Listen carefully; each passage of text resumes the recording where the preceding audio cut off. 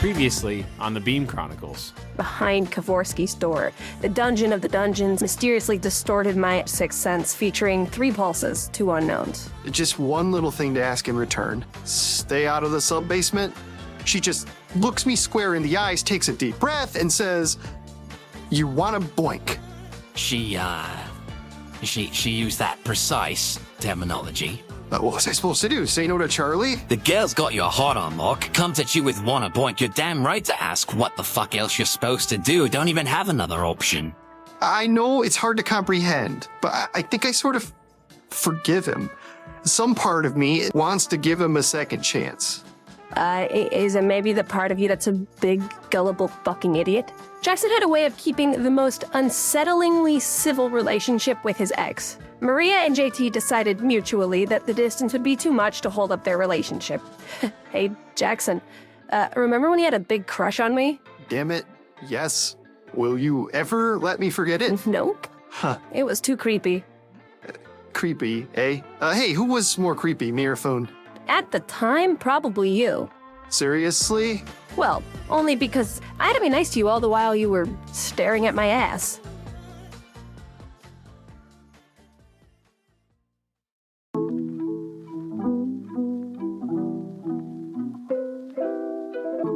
These are the Beam Chronicles, with your host, MJ Dooney. Book 2, Compromise, Chapter 17, Charlie Shayde.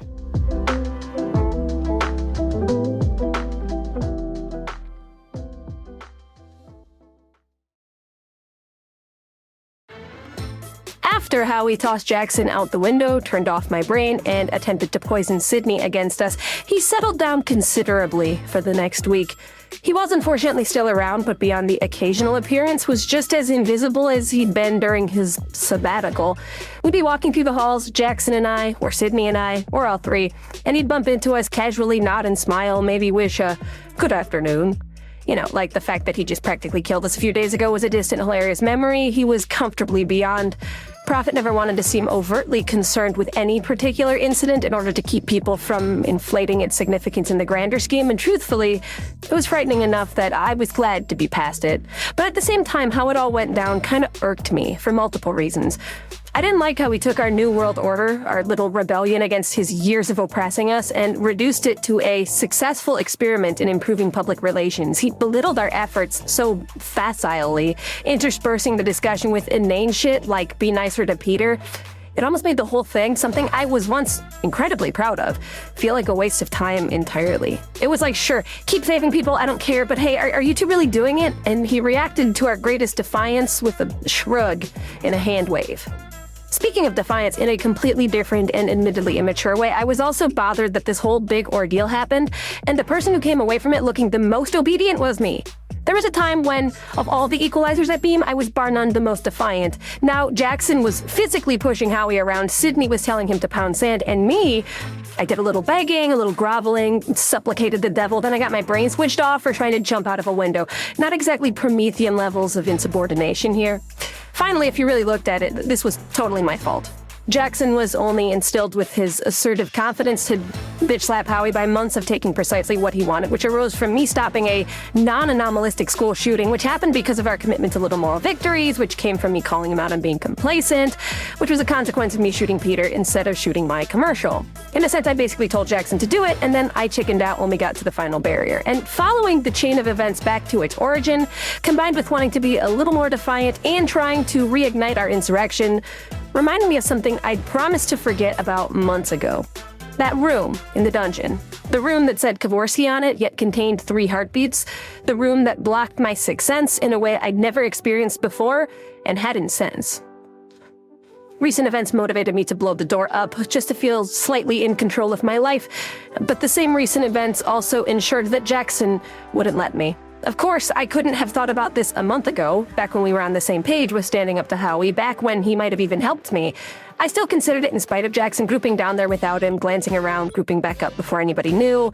But no, I couldn't. If my sixth sense was blocked, I couldn't regroup safely anyway, and besides that, I promised I wouldn't, and I was beholden to my word to Jackson of all of the people in the world. Stupid fucking love and shit. Anyway, I still wanted to look into it a little bit. Maybe just ask around for the sake of an easy mind, but I needed to find someone who would both be willing to talk and might know a little about it. Murphy was in that second category just by virtue of being old as shit and with Beam from day one, but he wouldn't tell me anything juicy enough to satiate my thirst just to protect me. Furthermore, he'd most definitely tavel on me, and I didn't want Jackson to find out that I was poking. The next name that came to my mind was one from another era, a distant past. Maria Carraway. Perfect. Yeah, I know, Jackson's ex, and a former close friend of mine with whom I'd almost completely lost touch. Still, she was the right person to ask. She started at Beam almost 3 years before I had, so she had a deeper understanding of its history, and she was an equalizer, a real one, who worked with other non-Ava equalizers all the time, then an evaluator, which gave her 2 different departments worth of gossip and scandal to draw from. Also, she knew the dungeons better than anyone, and had a close connection to Prophet, at least before he tried to kill her. Unlike Murphy, Maria wouldn't withhold things from me in an effort to protect me, and most importantly, I trusted that she wouldn't tell Howie that I was digging. Granted, she almost assuredly would tell Jackson, because they'd still called each other once a week. But JT was always bugging me about losing contact with her anyway. Maybe he'd be more pleased that I made an effort to rekindle our friendship than he was upset that I was prying into the sub-basements again. And hell, to be honest, I felt guilty about how icy things had gotten between Maria and me. Stuff like old friendships probably shouldn't have blipped on my radar, considering all the murder and coercion and shit that was already on it. But then maybe it was all part of me longing for a bit of normalcy at the end of the journey, should that ever come. I don't know, whatever. I guess I just honestly missed her a little bit. Maybe this whole damn thing was just some lame rationalization for that. So I made a meeting to talk to her one day while Jackson and Sydney played basketball.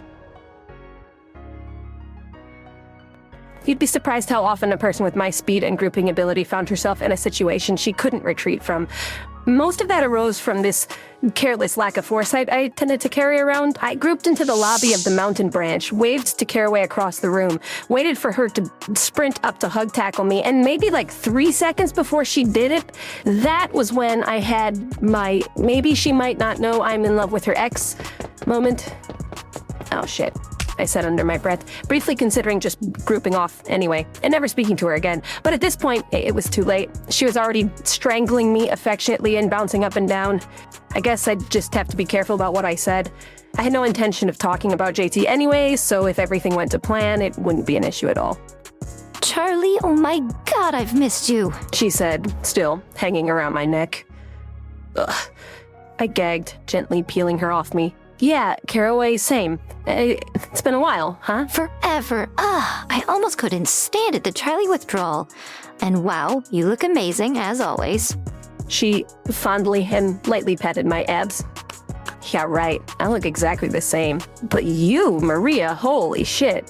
What, do they send you to dress like a sexy executive school or something? I know that you're joking, but yes, they actually did. Peter Cranston. And she rolled her eyes so disdainfully they almost popped out of the sockets. When you hate a guy as uncompromisingly as I hated Peter, sometimes it's nice to have someone else verify that you're not just overreacting. And hearing a genuinely sweet and kind person like Carraway say his name with so much scorn and contempt not only assured me of my own scorn and contempt, but it was also so uncharacteristic it made me laugh. That made me remember how much fun I used to have with Maria before she got transferred and before JT even showed up, which just made me super guilty that I'd let our friendship get this strained. This web of feelings was why I tended to just dislike everyone I met. Much less complicated. Captain? A scrawny little nothing boy walked up to us holding a few papers out for Maria. Got some eval reports for you to take a look at. Should I leave them on your desk, or...? I'm not a Captain Sturgis. For the millionth time, we aren't in the military. We don't have ranks. Just a nickname. And you know damn well what to do with those reports. I guess so. Sturgis seemed distracted as he coyly glanced at me, cheesy smile slicking back his hair. I snarled. Oh, right. Sturgis, this is Charlie Shayde. Charlie, this is Tim Sturgis. Even Maria seemed exasperated by my celebrity and this douche's unsubstantiated swagger as she rushed through the introduction. Howdy. Sturgis reached out to shake my hand. I begrudgingly did. A big fan. I'm sure. I sneered, recalling the last big fan I'd met. Please don't tell me you dress up as me for conventions in your spare time. He guffawed falsely enough that it made Caraway blush and me want to punch him. No, I do Sydney. You're too short, I said curtly, then turned back to Maria. Business, please. Of course. Let's go to my office. Then she briskly hooked our arms and led me away toward the elevator before Sturgis could get another word in. Nice meeting you. He called out after us anyway. Ignored. You think he thought that was subtle? I asked as we rode up. I don't think he cared. Sorry about that. Sturgis really is a good equalizer, just new.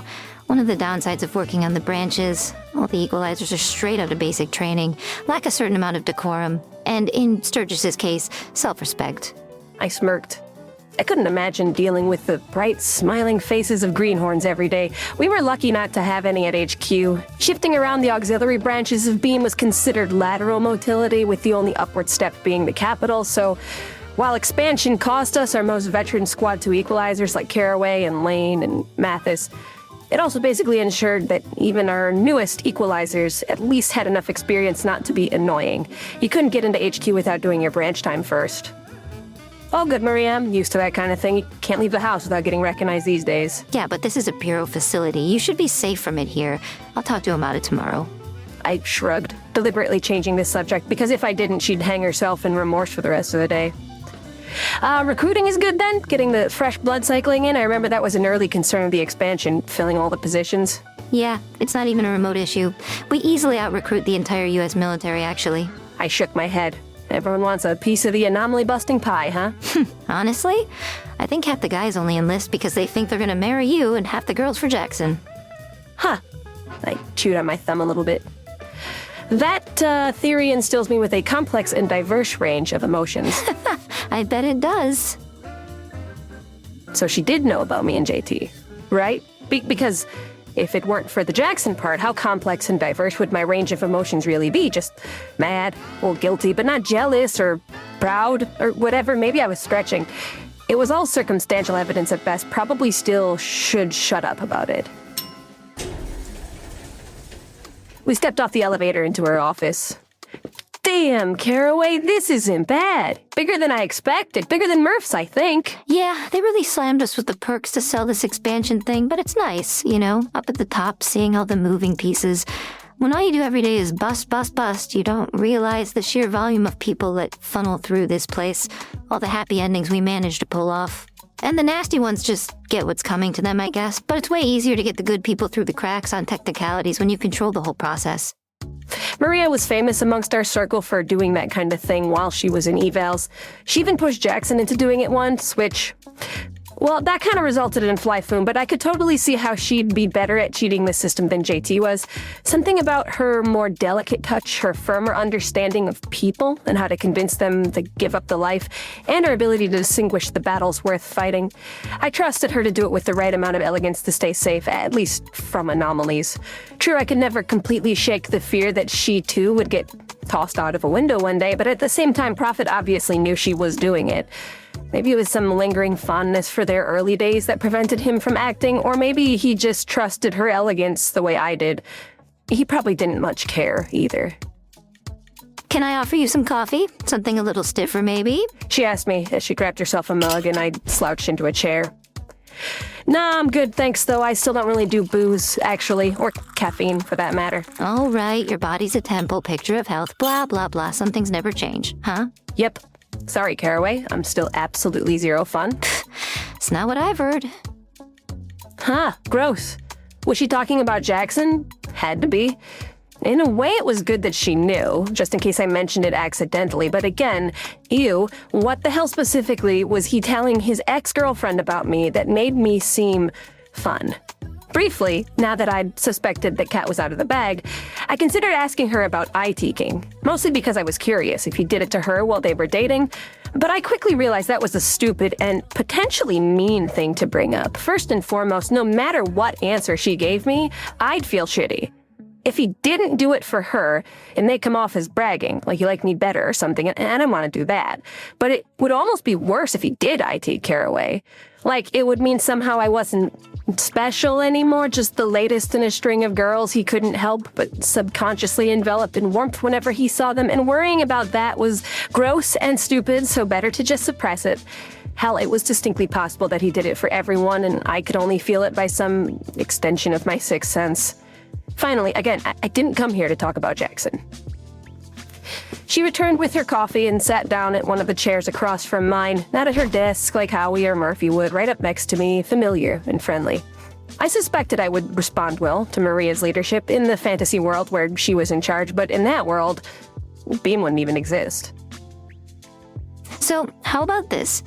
I got nothing important today. Let's get all the work stuff out of the way really quickly, then we can go get lunch and hang out a bit and catch up, just like old times. Good idea? I smiled. Yeah, I like that idea.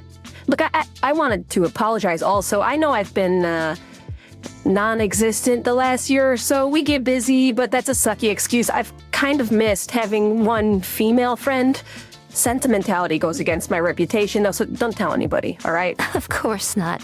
And obviously I missed you too. It shouldn't take long. What I came here for, I'm sure you probably can't help me much with it anyway. Let's see. You mentioned you had a dungeon question? Well, sort of.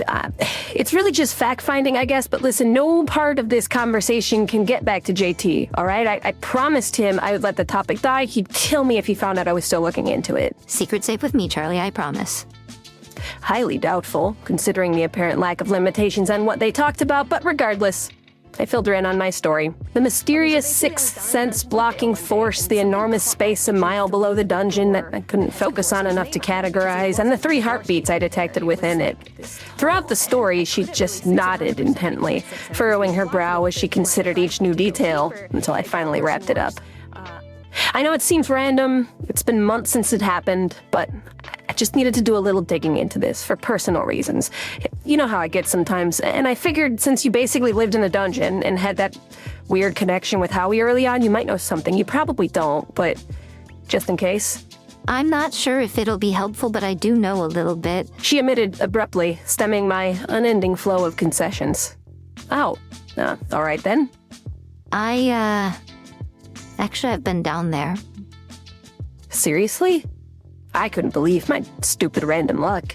Just for a minute or two, and I didn't get a good look around at all. Howie took me down there when he demoted me to evals, after the Kovorsky bust. It was supposed to demonstrate to me that there were all these extra hidden things that he knew that I didn't, and therefore his decisions were more well-informed and should be respected. At the time, I was 95% sure he was going to kill me, so I don't remember much. And I couldn't tell you what was messing with your sixing, but I can tell you that in spite of Dale's interference, you definitely did find something. It exists, the Dungeon of the Dungeons. Well, shit, that's something. At least I know I didn't make it up. Did you happen to see anything else in there? And anything that was incriminating or interesting? No, sorry. It was just the main entrance that I got to look at, but there were tons of doors and hallways and stuff. And then he described to me pretty specifically the size to give me a better picture of how vast his secrets were, but I forgot all the dimensions. I didn't think it was really that important, Howie's secret storage locker. Plus, like I said, terrified for my life, forgot to take notes. Of course, Maria, obviously. Did he mention what it's for? He said he didn't actually use most of it. Not yet, anyway. But he has it for those just-in-case situations where he needs absolute privacy. A big-ass place to put away his worst secrets. That in mind, I'd assume Kovorsky is down there. I didn't see him or anything, but Howie's got all that history with him just to keep anyone from figuring that out. I couldn't imagine where else he's keeping him, or why he'd bothered putting him somewhere else when he's got all that empty space. Valid point. You said you sixed out holding cells, though, like dungeon lockups, right? I guess they were behind one of the doors. Probably. Or hell, not at all. I didn't get a good schematic or anything. You basically know better than I do. Like I said, I was all over the place. I couldn't stay on point. I ended up shooting for pulses just because they're distinct, so I could pick them out. And you're sure there were 3? I mean, no. I'm not sure if anything, Caraway. Well, let's assume you're right, because you usually are. Kovorsky's 1. Even if Prophet was 2, that still leaves a 3rd. Right. Well, one of the heartbeats was really slow, too. Like a guy in a coma or whatever. Any theories who that could be? She drifted off a bit, stroking her chin, contemplating how worthwhile any of his sort of speculation would actually be, given how clueless both of us were. I was just about to jump in and tell her to forget it, but she spoke before I could. I can tell you the rumor from when I first started about what was in that room, before it said Kavorsky on it, but I don't know if there's any truth to it at all, considering we didn't even know there was an entire sub-basement secret layer down there. I shrugged. Let's hear it. It's better than nothing. The scuttlebutt around equalizations was before Beam, while he was getting impeached for being a nutjob. Howie set out to resolve a forecast, possibly the first one he ever had. He doesn't like to talk about it because technically it was illegal, but the story goes that he busted an anomaly before Tanaka or anything, and he keeps it around as a trophy or a reminder of how far he's come, like his first $1 or something. Damn, that's scandalous. Any of the rumors talk about, like, what he could do? The first anomaly that Howie busted? She adamantly shook her head. No, nobody could ever come up with a shred of evidence about it either. And the one time I nervously brought it up to Howie, he just laughed at me. It's probably complete hogwash.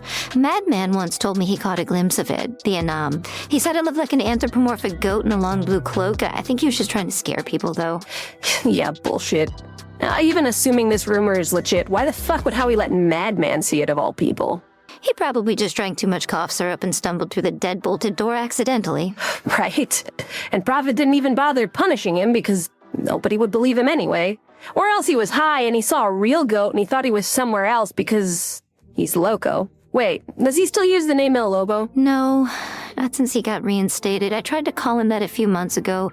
He looked at me like he'd never even heard it before. We were drifting a bit from the intended purpose of the conversation now, but I didn't mind. It was nice enjoying her company, talking casually, making fun of people like we used to. Besides, most of what we had been saying was speculation, hearsay, or flat-out guesswork. Anybody could come up with this stuff now. It was nice knowing the sub-basement was a thing that somebody had seen. But any deeper digging was mostly pointless. Unless, of course, I actually got into the room myself. Well, I guess that's probably all we need to discuss it, I said. We're not going to solve this problem just by talking. Yeah, that's true. You could always go look around if you want, though. I rolled my eyes. I can't. I promised Jackson I'd stay out, remember? Kind of bound by that. Yeah. She drifted off a bit, then snapped her head back up. Wait, Charlie, actually, before we get off this topic, I have to know real quick, sort of a private question. Yeah, of course, Caraway, anything. You've already answered like 5 for me today. It's the least I could do. She beamed widely, then bent over to the coffee table between us, fiddling through the stack of magazines until she found precisely the one she wanted. The one with Jackson and I on the cover, hugging on the Detweiler Bridge. True or false? She excitedly asked. All right, sweet. Guess you didn't know after all. Shit. Maria, I'm so sorry. Sorry? Why the hell are you sorry? This is how you found out about Jackson and me. You deserve to hear it from the source. I'm such an idiot. I understand, Charlie. I'm not mad at all. So it's true then? It is. I should have called and told you the second we were sort of open about it. Or shit, before I did anything at all. Just like... We kept it hidden for so long, I habitually don't mention it. We didn't even tell Sydney, you know? Why? Why so secretive about it? I honestly don't even know anymore. It seems dumb and pointless retrospectively, but we were just scared, mostly of the press, and Howie, of course. I didn't want to give him another thing to hold over us. He knows now? I nodded. How did he respond? Oh, pretty supportive, at least on the surface. Oh, wait, actually, I'm not sure if it was connected to Jackson and me being together, but he did try to recruit Sydney into a league against us. Oh. Yeah, but anyway, I guess I just assumed Jackson told you about it since he calls you all the time. You deserve better than a fucking gossip magazine, Maria. I'm really sorry, seriously. Charlie, Jesus, stop apologizing. I said you're good, so you're good. Honestly, where'd all this remorse come from all of a sudden? We're still friends, Caraway. You and me, even if I'm a really shitty one, friends don't just, like, fuck each other's exes. Oh, and by the way, we're not just fucking, we're like in love and stuff. Crap, for some reason before I said that out loud, I thought clarifying it would make things better and not worse. It does, Charlie, much better. I'm super glad to hear that. She patted my leg reassuringly. Anyway, I totally should have checked with you first before I did anything. I'm just bad at having friends, I guess. It was a dick move on my part. I don't know what I was thinking. No, come on. I'm not like that. You know I'm not. I'm just glad the two of you finally stopped messing around and got to it. Honestly, about damn time. Besides, there's no ill will between Jackson and me or you and me. No jealousy, no violation of friendship here, okay? No violation of friendship. I am very perfectly understanding of the situation. I'm happy for it. Maria could toe the line of obnoxious when she was trying to be understanding. It was one of those idiosyncrasies I occasionally had to ignore in people if I wanted any friends at all. Even so, this was a drastically more civil approach to a very thick, awkward situation than I could have anticipated, even from someone as empathetic as her. I guess I underestimated the civility and mutuality of their breakup. Besides, I dumped him. It's not like I have any sort of claims to betrayal if I'm the one who ended things, right? Huh. Maybe it wasn't half as mutual as JT would have had me believe. Yeah, I smiled, trying not to indicate the shock from this sudden revelation. Any advice, by the way, concerning Jackson? No, come on, dear. We only went out for a few months, and even then, you always knew him better than I did. Plus, you've probably been dating him longer than I did at this point. True, although dating was an interesting way to describe it. But still, give me a tip. You know how much I suck at people shit? Well... She scrunched up her mouth and hesitantly gave in. All right, I will say that he's a very passionate person, Charlie, and sometimes that leads to him withholding important information. You don't say. You could fill a small trough with the sarcasm dripping off that rhetorical, but Maria was a bit too entrenched to detect it. He'll take a secret to the grave with him if he thinks it'll spare you some discomfort, you know? He'll internalize the worst things just to save you the additional stress, just being polite. I know it's not really your style, but you may have to dig a little bit occasionally. He's not good at complete, brutal honesty, which is surprising for his level of integrity. And, I guess you probably know most of this already with your history and all, plus the cake story, right? Right, of course. The infamous cake story. No fucking clue. But like I said, if you're gentle about it, let him know you prefer the whole truth. He'll open up. It just takes a little bit of tender coaxing. The fuck is the cake story? I shouted the instant I regrouped into Jackson's apartment after spending the day with Maria. It was a lovely day, yeah, fine. But this fucking cake shit was nagging me in the back of my mind the entire time. He jumped a clean 3 inches into the air, dropped the paperwork he was carrying, and it fluttered around the room in all directions before he psychokinetically reorganized the pile. Charlie, good God, are you trying to give me a heart attack? Your heart is fine. I recognize melodrama for the sake of itself, but I could six a heart attack in either case. Embarrassingly, I actually confirmed he wasn't having a heart attack before I told him, but one nice part about sixing is nobody knows when you're doing it, so he couldn't call me out for being overcautious. Tell me the goddamn cake story. I honestly don't have the slightest idea what the heck you're talking about. I just got back from the mountain branch, I explained, making my way over to the armchair across from his and slumping into it sideways. And Maria gave me all sorts of interesting gossip and information. Amongst this information, she broke up with you. Oh. You're a secretive little bitch. And then some story about cake demonstrative of such. All right, that cake story. He blushed, resting his pen on top of his stack. I impatiently cocked an eyebrow, signaling him to start explaining. He took the hint. It was like a month after we busted Flyfoon, and you and I were working out down in the gym, like we do every day. I honestly don't even remember the workout, but then Maria came in, and I guess we were talking about cake. You and I were constructing your favorite perfect cake, layer by layer. Do you remember that? Yeah, I remember, and then you were an idiot heathen weirdo who picked a fucking carrot cake. Okay, in my defense, you refused to listen when I told you that it was a specific carrot cake. It doesn't matter, it's still weird.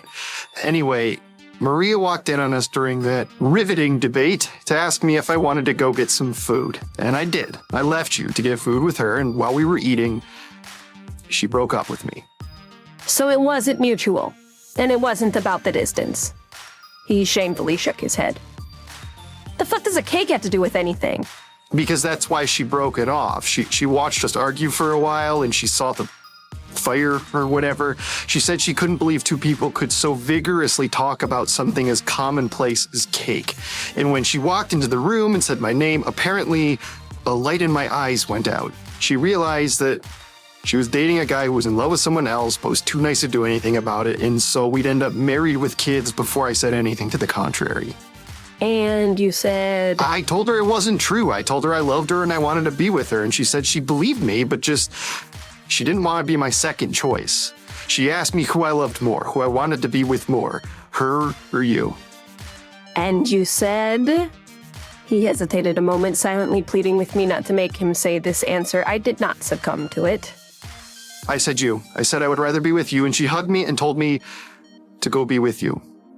That's how we broke up. That's the real story. Jackson, seriously? I should have told you this sooner. I know, especially with you going to talk to Maria today. I just figured it wasn't that important of a detail who broke up with whom. I didn't think it really mattered. I've talked to her 100 times since then. I know she's cool with how things worked out. I knew she was like rooting for us or whatever. I didn't think it mattered is all. I'm sorry. Yeah, but I could have said something mean by accident and I didn't even know it. I almost asked her about eye-teeking today. If you did it to her the same way you did it to me subconsciously, imagine how that would have come across with this story in mind. Hey, you know the guy who you dumped because he was in love with me more? Did he give you any telekinetic indication that he was rejecting you for me, or was it all just like traditional rejection? You know, physical, visual, his words and shit. I know. It was dumb. I'm sorry. He immediately and adamantly retreated, practically bowing his head for me to chop off just to get this topic to die. I recalled that Maria had warned me about him withholding information when he didn't think I should hear it. Gentle digging. Yeah, fuck that. I wasn't one for gentle anything. And why the hell did you tell me you guys broke up over distance? Why didn't you tell me that you broke up over me? I don't know. I didn't want to scare you off. Well, isn't that the dweebiest excuse I've ever heard in my life? Charlie, come on. I knew we had to work together. I really appreciated our friendship. I didn't want to spoil it. Say, Jackson, if it weren't for the fact that I physically seen your dick, I would be seriously calling into question its existence right now. I was going to tell you this same day, all right? I had it all planned out. The confidence worked up, everything. The day we broke up, I remembered this part crystal clearly. I asked you and Sid to meet me on the roof, disguising it as a triumvirate hangout or whatever. Sydney was there to put me at ease and get me loose and talking regularly so I wouldn't fumble it up because I was super nervous. And then he got drunk. I expected him to go to bed first anyway because he always does, but he got super drunk instead and passed out. You remember this night? Yes, I remember. You did not tell me you were in love with me, so what made you chicken out? You did. Well, shit, at least we're being upfront now. You asked me if I remembered when I had a crush on you, and then you laughed at me, Charlie. And then I asked you if I was creepier than Foon, and you said yes. You told me I was creepier than a convicted murderer when I flirted with you. Where the fuck was I supposed to take the conversation to get to I love you from there? Okay, that was kind of a joke. And also, admittedly, a pretty shitty thing for me to say. Yeah. And so at that point, I realized if this was ever going to happen, it wasn't the kind of thing I could just spring on you and expect you to reciprocate. You weren't that kind of person. I had to find the moment to tell you, the perfect romantic moment to make you realize we belong together. Blow you over, the unemotional cynic. I didn't have the slightest idea how to begin, but hey, I never had to worry about it. Flash forward 10 months and wanna boink happened. He snarled and shook his head, which bothered me more than it should have.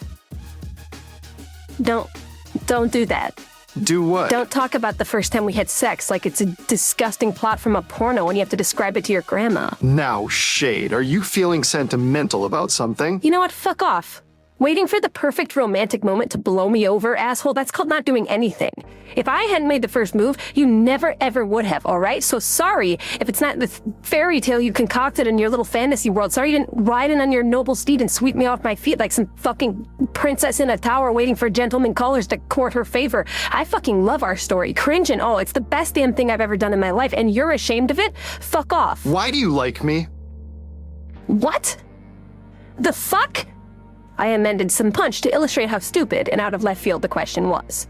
One day you were super against it, the next day we're boinking, so what changed? My mind? Why? I don't fucking know. People just change their minds sometimes. But why? I don't fucking know. Fucking circumstances, shared experiences. It wasn't a specific thing. I just got to know you better and I started liking you more. I realized I actually liked you a lot for a long time and we boinked. Why does it matter? He paused for a moment, grimacing and tightly squeezing his eyes, pounding his fists against his forehead like he really didn't want to say what he was about to say, but couldn't hold it back any longer. I need to know what it is that I'm doing that's keeping you here because I truly, deeply, at all levels, have no clue.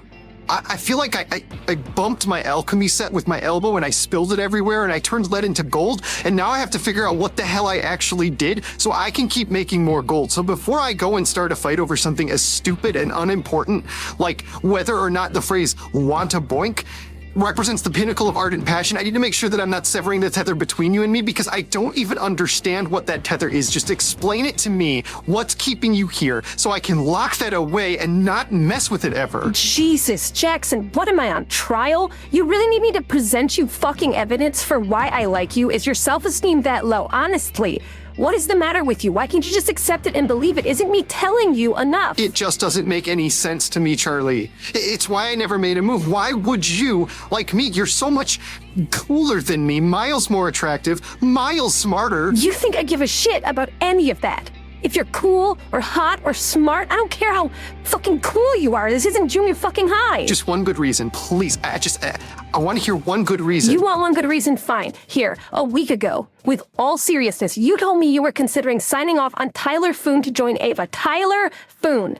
The very concept of it was so far beyond the scope of my capabilities to comprehend, and you said it was such insane conviction, like you honestly forgiven him and empathized and shit that we fought over it. After he murdered his wife and daughter, plus Vasquez, a buttload of other people tried to kill you personally 3 times. After all of that, you forgave Tyler Foon. That a guy exists, a guy who could see beyond all of that, that he even exists, blows my goddamn mind. And yet here you are.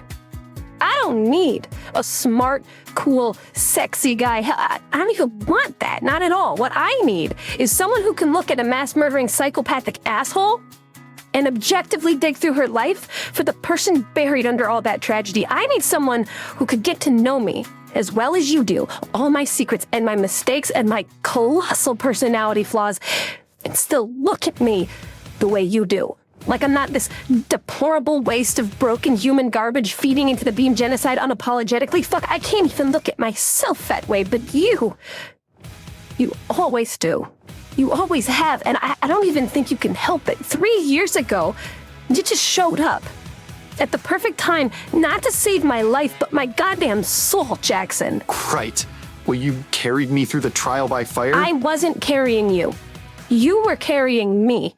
If you hadn't shown up exactly when you did and started treating me like I deserved any fragment of kindness, never mind unwavering affection and friendship and admiration, I don't even like to think about where I'd be now. I was falling in the darkest abyss, and you snatched me out of it, not even intentionally. You learned every nasty detail about me, the sort of intimate shit I ignore because it makes me hate myself. And you still literally cover me in warmth the second I walk into a room without even noticing you're doing it. Now you think you don't deserve me. I don't even know how to refute it. It's so asinine. You think you're not good enough. You think I can do better. Then you are dumber than me. There isn't better. I will never find a person better for me than you. I'd be deranged to even try. And for a while, he stared at me, eye back at him, waiting for all the words to settle in and the steam to stop pouring out of my ears. He nose-laughed, a quick gust of air slightly upturning the corners of his mouth, and found a seat on the couch, patted the spot beside him. I grooved to it, folding my arms grumpily, not looking at him, but flopping my head onto his shoulder. There's one. Satisfied yet? You want some more? I got more if you want more. No, it's okay, love. That one was pretty good. Thank you. Now stop making me do that. Sorry. You kind of called me a stupid, ugly loser, though. Try harder not to be one. I reached out for his hand, interlacing our fingers. The warmth and intensity of his subconscious telekinetic stroking increased, and I closed my eyes to absorb it. Listen, Charlie. I didn't tell you that Maria broke up with me because I didn't want to seem undesirable. I didn't want to be the guy who someone else dumped.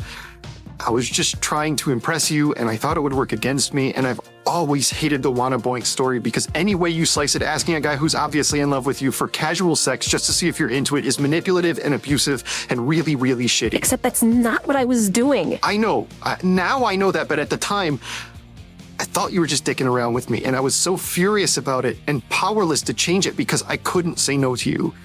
And it made me feel marginalized and weak because I didn't understand. That's why I don't like the story. But I guess I should just revisit my outlook. I was gonna tell you to break up with Caraway. He glanced at me suspiciously, unsure whether or not I was joking, so I elaborated for him. I got all the way to the part where I practiced the speech in the shower, you know? Had a long version, a medium version, a short version planned out, ready to go. She said to pick which one I wanted. I was all set on the short version, then you and Caraway broke up on your own, and I thought, must be fate. From there, just get going. Then it didn't. Months went by, and I started panicking. I thought maybe you'd outgrown me or moved on, so I just blurted it out, wanna boink, and then we did. We boinked.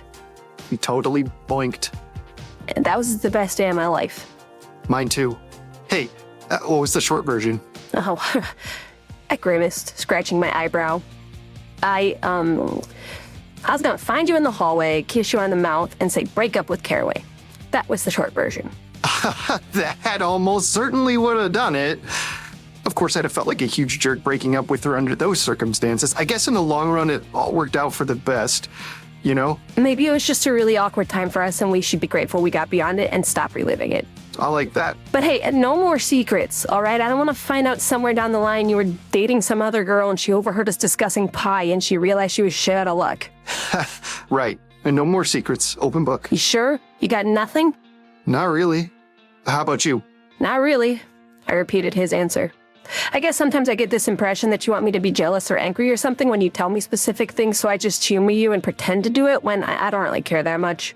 Yeah, I know. It's more obvious than you realize. I'm just not that way, I guess. But I think the concept of me wanting to be something I'm not just because I like you is a pretty good one, right? Maybe. But you don't have to be something you're not for me, Charlie. I know who you are. I fell in love with you before you thought you had to please me or whatever. I think you're pretty unintentionally pleasant. That's not one of the most popular adjectives people use to describe me. Well, people are idiots. All right, good. I'll stop then. But don't take it to me I don't care. You know, when it really matters, when we get down to the really big nasty stuff, when it actually counts that I'm in love with you. I will rely on it entirely, Charlie.